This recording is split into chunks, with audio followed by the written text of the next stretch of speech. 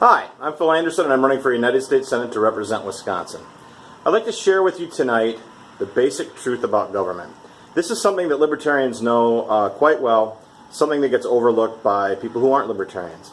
And that is that government, in essence, is a monopoly on the use of force in a geographic area. No other institution in our society has the power, has the authority to wield force to take away your liberty and your rights that government does. That's its essence. And what I'm saying is that everything that government does is at the barrel of a gun.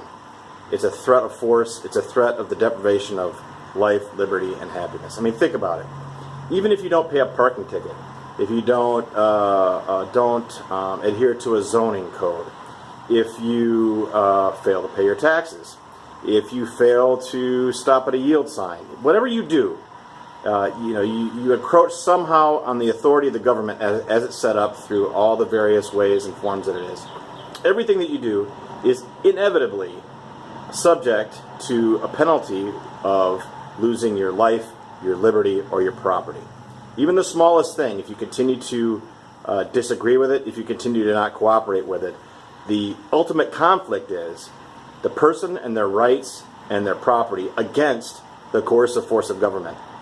Some of the penalties might seem small, but if you don't give in to them, sooner or later you're running into being thrown in jail, being in some way deprived of your property, your money, your house, whatever it might be. Now, a lot of people don't understand it that way. They think that government does things for our own good. And depending on whether you're a Democrat, a Republican, a progressive, a conservative, whatever it might be, there's things that you believe that government does and it should be allowed to do with its coercive force. But there's a big problem with that, at least one big problem with that is, and that is that people don't agree on what government should use its force to accomplish. There are those who believe that government should be allowed to forcibly redistribute our money, or to forcibly tell us how we should speak, or whether we can burn a flag, or who we should marry, or whether we should then collectively use violence against another people, or even people within our own borders in some way, shape, or form. Everybody's got a different idea about how that force should and can be used. So it's not universal, and anything that you think, depending on your political philosophy, but depending on the party or the category that you adhere to, anything that you believe that government should do, and you vote for candidates that do that, the next time your candidate's not in office, your party's not in office, people with opposing views as to how government should be used come into power with the same tools that you gave your own elected officials.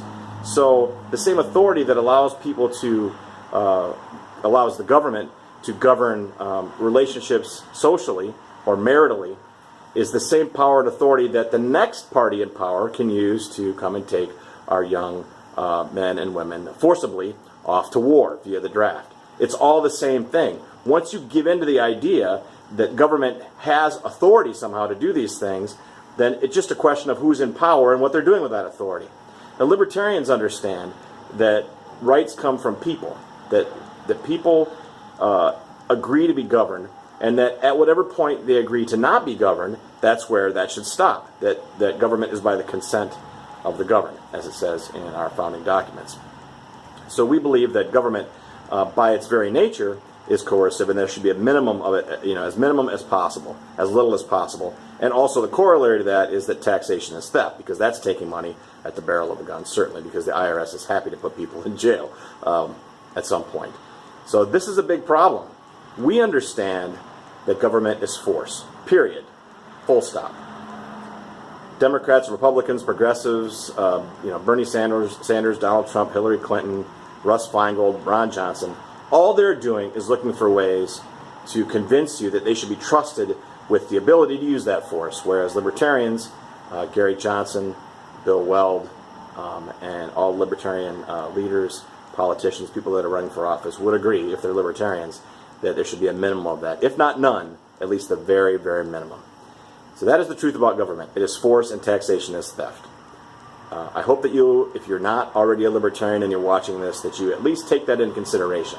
Now, as a candidate for the United States Senate, it would be popular and possibly exciting if I were to say, when I'm elected, I'm going to fight to abolish all government, or I'm going to fight to immediately abolish the IRS or different departments of government, that's not practical. That's not realistic. But what I will do as your senator is every chance we get will reduce the size and scope of the federal government, which I'd be a part of, an elected official too, return power to states, communities, neighborhoods, families, individual people, and move in that direction.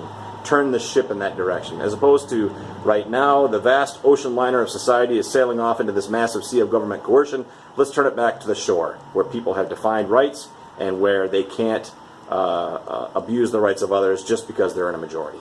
That's what I stand for. That's what I'll fight for as your senator. Common sense, sane direction toward honoring people's individual rights, the rights of families to live their lives as they choose, as long as they don't infringe on the rights of others to do the same. That's the basic libertarian promise. That's what I'll do as your senator. So thanks for watching, and I will talk to you again tomorrow.